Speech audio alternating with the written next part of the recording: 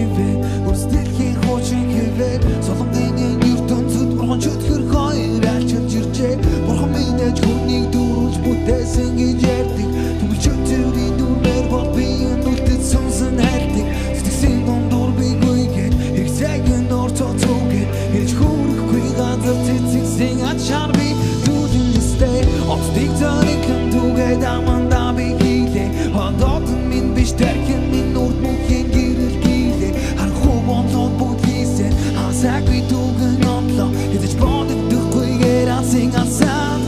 хаян нотоо амарамагдангийн ертөнцид амьдрмаар байна